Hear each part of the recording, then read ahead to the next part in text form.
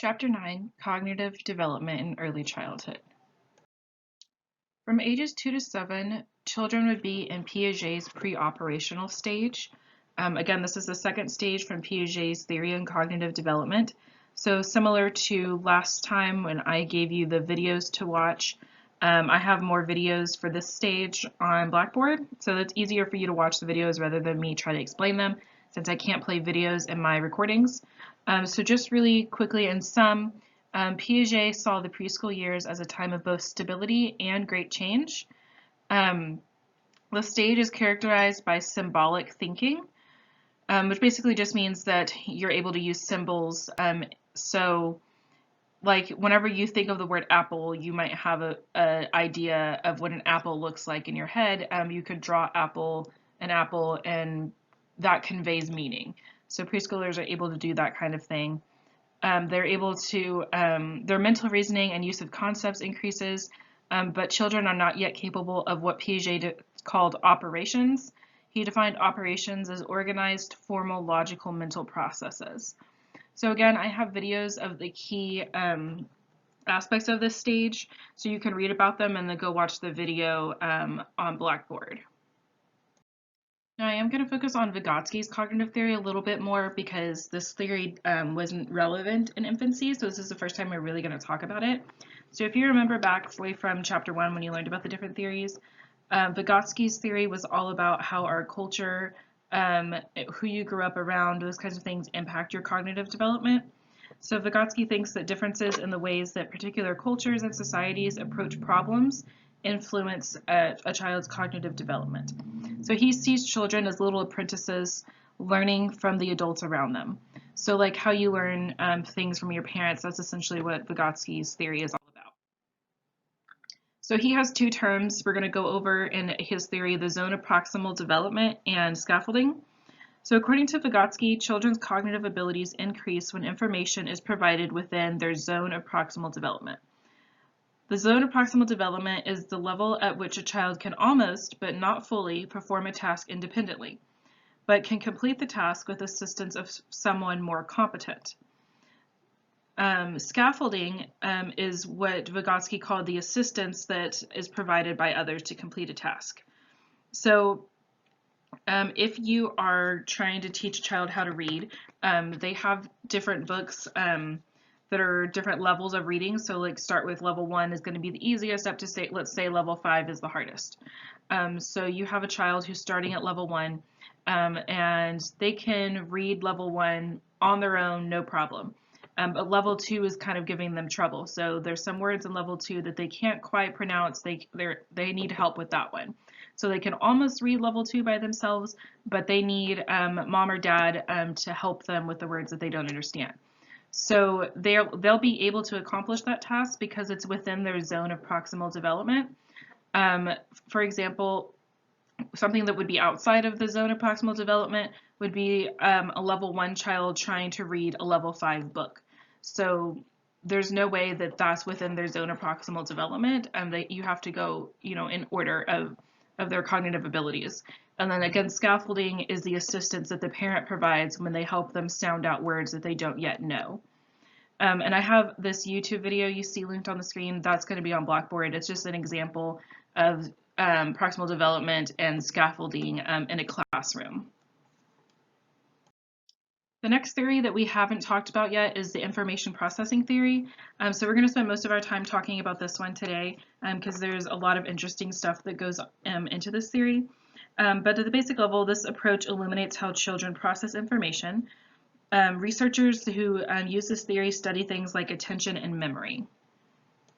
So the ability to pay attention to things improves a lot during the preschool years, and there are two aspects of attention. First, we have executive attention, which involves planning actions, allocating attention to goals, detecting and compensating for errors, monitoring progress on tasks, and dealing with novel or difficult circumstances. And then next we have sustained attention, which is also referred to as vigilance. Sustained attention is focused and extended engagement with an object, task, event, or other aspect of the environment. During the preschool years is when children show the greatest increase in vigilance. So an example of this would be for adults if you're trying to study in the library and there's lots of other people doing lots of other tasks around you. Maybe people are playing music, maybe people are talking too loud, maybe your phone's going off on the table. So executive attention is the ability to focus on your book rather than all the other things going around you. And sustained attention is the ability to focus for an extended time on that task. So in these two areas, this is how preschoolers' attention abilities are improving during this time, but there are still ways in which the preschoolers' control of attention is limited. So that would be salient versus relevant dimensions. So preschool children are likely going to pay attention to stimuli that stand out, even when not relevant to the task at hand. For example, if a preschool teacher were to wear a piece of jewelry or a hat or something that was very distracting, maybe it made noise or something, had lots of colors, a preschool-age child may pay more attention to that stimulus rather than the directions the teacher is giving. So this lasts until about age 6 or 7.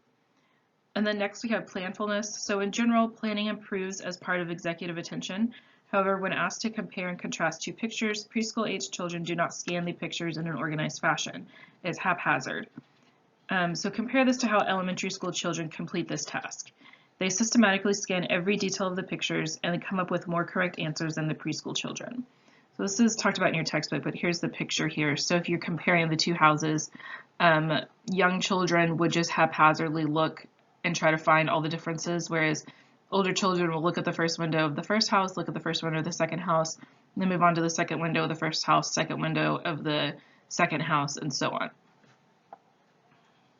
So how can we help children improve their attention? So some things that you might see in the classroom are stop and go activities. So this is where you would be like, okay, dance until the music stops. And so you play the music and children dance and then you turn it off unexpectedly and they have to be paying attention in order to stop. There's also some computer activities that are discussed in your textbook that can help children with their attention. So this picture here is showing how the information processing model works. You have a similar picture in your textbook that explains exactly what's going on here. And you have an assignment on this, so I just wanted to do a quick run through of this. So we start over here with stimuli. So this is whatever your senses are taking in. Your sensory memory is, think about it as like your senses are perceiving whatever the stimulus is. And as you can see down here, the capacity is 3 to 7 units. So units would be like, so let's say 3 to 7 numbers. And the duration, these memories only last 0.5 to 3 seconds. If you don't pay attention to it, it's forgotten. So let's use the example of trying to remember a phone number. So the stimulus would be the phone number that you're either hearing or seeing written down. Let's just say you're hearing it on the radio. So you're hearing the phone number. That goes to your sensory memory because your ears are perceiving the sound. Now, phone numbers are pretty long, so that's why we chunk them into smaller pieces, into 3 units. So you have 3 units of the phone number. And if, let's say you're driving, you're listening to the radio, you hear this phone number for a pizza place you want to call, but you're not really paying attention because you're focused on the road, and within 3 seconds that phone number will be completely forgotten. But if you make a point to pay extended attention to it, so you're vigilant, you pay attention and you make an effort to try to remember that, pay attention to the phone number, then the phone number moves to your working memory. Now you see here the capacity is 7 to 9 chunks, so we have 3 chunks of things we're trying to remember. That's plenty of room in our working memory for that. If you don't rehearse it, it disappears within 15 seconds. It'll be forgotten. But if we rehearse, so let's say that we keep saying the number, we repeat the number to ourselves our whole way home. That's rehearsal. Then it is encoded into our long-term memory, which is infinite and permanent. So we've rehearsed the whole way home. So now we have this phone number saved into our long-term memory. So we get home, we unload our groceries or whatever, and then we finally sit down to order the pizza. We retrieve that phone number from our long-term memory back into our working memory so that we can dial it into the phone and order our pizza. Memories in infancy are often short-lived and difficult to be recalled and later in life. Infantile amnesia refers to the lack of memories from birth to 3 years of age. Memory, of course, improves during early childhood. Their short-term memory span increases from about 2 digits in infancy to about 5 digits in early childhood. Older children often rehearse the digits more than younger children, and their processing speed is faster. So remember back to physical development where we talked about changes in the brain and increased myelination, which would directly affect their ability to rehearse, like we talked about rehearsing the phone number, and so we see increases in their memory ability. Now remember that long-term memory is a relatively permanent type of memory that stores huge amounts of information for a long time. Preschool age children are able to remember lots of information if given the proper cues and prompts. But of course, their memory isn't going to be as accurate as older children and adults because their brains aren't fully developed. So one question that's asked in your textbook is if children should be allowed to testify in court as eyewitnesses. This is especially important to consider when the child is the sole witness in a crime. So what your textbook eventually comes up with is that preschool children are the most suggestible age group. They are more susceptible to retaining misleading or incorrect post-event information. Note that although preschoolers are more susceptible than older children or adults, there is still concern over their memories and suggestive interviews as well. So basically, children are going to be more suggestible to false information. So I'm going to talk about that here in a minute more in depth, but basically if a preschool age child witnesses a crime, their memory is easier to shape, essentially. So it's easier to plant false information or misleading information that would change their memories, which would, of course, then change the testimony that they gave in court. So that's not reliable because it doesn't reflect what actually happened. So a little bit more on suggestibility. Suggestible interview techniques can distort children's memories of not only peripheral details about the essential aspects of the case, but also the main details like I just discussed. And again, I just want to reiterate that although this is easiest to do with children, this can happen to children of all ages and adults as well.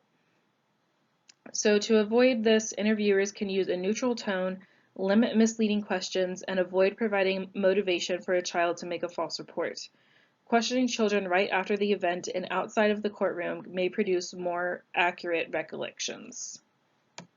So just quickly here, I have these videos linked on Blackboard so you can watch them because I just want to connect this to adulthood, the stage of life that you're in now, so that you can really see how fallible eyewitness memory is. Really just our memory in general is very suggestible, and I'm sure you've been in especially if you have siblings, I'm sure you've been in a situation where you and your siblings both remember something from your childhood, but you all remember it differently. If it's slightly differently, or you completely remember a different outcome or the motivation behind something. And neither of you are lying, but it's just like generally how you remember it. Or if you know someone, a friend who tells a certain story all the time, it's like their party story, and every time they tell it, it gets more and more outrageous. The details change, get more dramatic, and sometimes people do that on purpose, but usually they're not lying, they're not making it up. It's just that their memory changes every time they tell that story. And that's just how our memory works. It's not like whenever you record a video on your phone and you can play it back and it's the same thing over and over again. That's not how our memory works. We don't have like a tape recorder that we can record and then play back when we're trying to remember something. Our memory is very fallible. It can change over time and we don't even notice.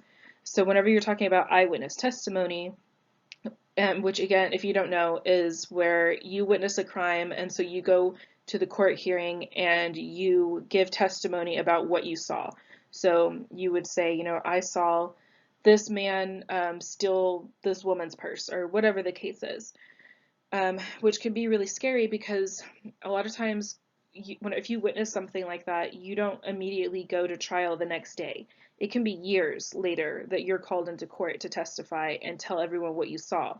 So your memory can change by then, but also if you're in an interrogation room right after the event happened and you're giving your testimony to the police then, the way that they question you can alter what you say, what you remember. So I have a little comic here that's obviously an exaggeration, but this is a lineup where they're asking the eyewitness, to tell them who did the crime. And you can see that these people clearly don't look like each other. Some of them are animals. And this isn't standard practice for eyewitness lineups. And he's still like not sure. He's like, it could be any of them. But if when you're doing a lineup like this with suspects, they all have to look the same. Because if you bring someone in there who everyone looks the same except one person who has a beard and nobody else has a beard, that person's going to get singled out and likely will be remembered as the person that they witnessed in the commit the crime, even if they didn't do it. So little things like that. If a police officer, if you're doing a lineup and you pick a picture out of the lineup and they say, good job, then that's going to make you more confident in your choice as well, which can be dangerous because what if you made the wrong choice? All they're saying is we think this is a suspect. They don't know for sure if they did it or not. The way that they phrase questions can change your answers. So I have a video of that where you can kind of put yourself through a little eyewitness test just to see if you get the answers right or not. I didn't put this other video on here about Ronald Cotton just because I already had so many videos for you guys to watch, but this is just a real life case where this happened, where Ronald Cotton was wrongfully accused and actually spent a lot of time in prison. The woman who accused him and testified in his case that was attacked really strongly felt like he was the one that did it. She said that while she was being attacked, she took the time to really study his face so that she would be able to identify him, to remember him, and she was so confident. And I think that she was in a situation where the police told her that she did a good job picking out the suspect when they gave her a photo lineup. So that made her even more confident. And then it turns out that he didn't do it. Somebody who was in prison for something else eventually confessed and said that he was the one that actually did it. And that just is really scary and happens quite often, actually. So you can go watch those videos to kind of be able to experience some of those experiments and stuff like that for yourself. Okay, the next thing we're going to talk about is executive function.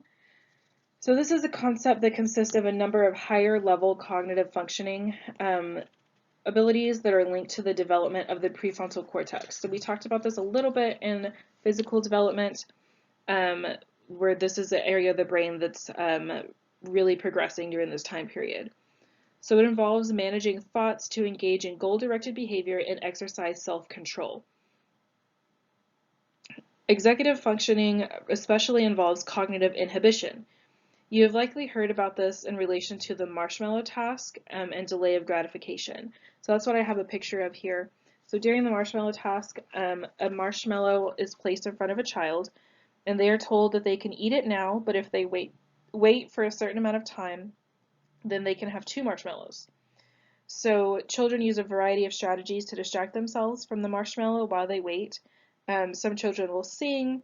Some might just talk to themselves and tell them, keep telling themselves, just wait a little bit longer, or something like that. But the ability to do that, the ability to understand, first of all, that if I wait, they'll give me 2 marshmallows instead of 1, and then the ability to actually wait that long and distract themselves while they're waiting is under executive functioning. Okay, and lastly for today, we're going to talk about the foundations of language. In early childhood, children quickly move from 1 or 2 word utterances to complex sentences. So they are able to produce all sounds of their language by age 3, and they begin to demonstrate an understanding of morphology rules. Morphology rules they begin to use plural and possessive forms of nouns. They use the correct endings of verbs, such as ed for past tense. So they understand that walk and walked mean different things. So they start to understand those kinds of things. Under syntax and semantics, they learn and apply the complex syntax rules for how words should be worded. So the difference between where daddy is going instead of where is daddy going, they understand the difference between those and how things should be said. Their vocabulary increases very quickly. with children learning approximately one new word every waking hour. So that's a lot. One new word every waking hour. There are 6 principles for children's vocab development. They learn the words that they hear most often, so the words that are spoken in the home or at school are the words they're going to learn. They learn words for things and events that interest them. They learn words in responsive and interactive contexts, so talking to their parents, talking to a teacher, they learn best that way. And they learn best in contexts that are meaningful. They learn words best when they access clear information about word meaning. So if they understand what a word means in the context that's being used, then it's more likely that they're going to understand or learn that word faster. And then lastly, they learn words best when grammar and vocabulary are considered. Okay, and then under pragmatics, they become better at conversation. They become sensitive to culturally specific rules for conversation and politeness. They are able to talk about things that are not here and not now. So they're able to talk about grandma's house or what they had for lunch yesterday or what they want for lunch tomorrow. They are able to change their speech style depending on who they're talking to.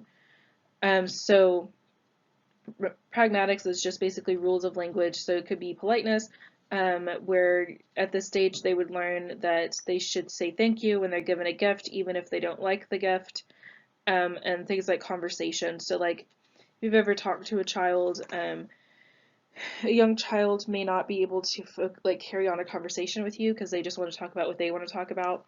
As they get older, they understand that they can't just talk about themselves all the time or what they want to talk about. They have to let the other person talk first and respond to them, and then they can change the conversation. I also put this picture up here from your textbook. This is just an example of learning the endings of words. So this is a made-up word, obviously. It says this is a wug. And then the second part says now there is another one. There are 2 of them. There are 2 blank. So at this age, children would be able to determine that the answer to the blank is wugs, because that means plural, even though wug is a word that they've never encountered before. Okay, and that is the end of the chapter on cognitive development. I'm not going over the education part, but you should read that part in your textbook.